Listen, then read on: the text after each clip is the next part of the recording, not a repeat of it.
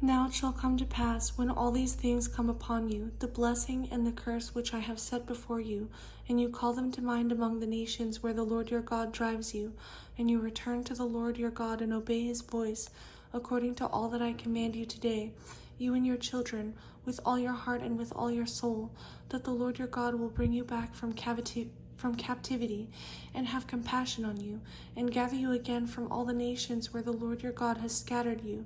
If any of you are driven out to the farthest parts under heaven, from there the Lord your God will gather you, and from there he will bring you.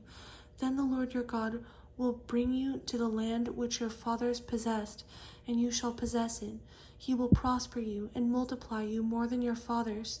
And the Lord your God will circumcise your heart and the heart of your descendants, to love the Lord your God with all your heart and with all your soul, that you may live. Also the Lord your God will put all these curses on your enemies and on those who hate you, who persecuted you, and you will again obey the voice of the Lord and do all his commandments which I command you today. The Lord your God will make you abound in all the work of your hand, in the fruit of your body, in the increase of your livestock, and in the produce of your land for good. For the Lord will again rejoice over you for good, as he rejoiced over your fathers, if you obey the voice of the Lord your God, to keep his commandments and his statutes, which are written in the book of the law, and if you turn to the Lord your God with all your heart and with all your soul. For this commandment which I command you today is not too mysterious for you, nor is it far off. It is not in heaven, that you should say, who will ascend into heaven for us and bring it to us, that we may hear it and do it? Nor is it beyond the sea, that you should say, who will go over the sea for us and bring it to us, that we may hear it and do it? But the word is very near you, in your mouth and in your heart, that you may do it. See, I have set before you today life and good, death and evil,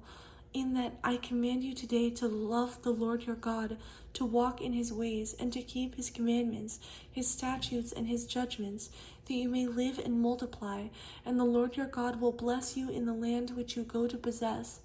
But if your heart turns away so that you do not hear, and are drawn away and worship other gods and serve them, I announce to you today that you shall surely perish. You shall not prolong your days in the land which you cross over the Jordan to go in and possess. I call heaven and earth as witness today against you,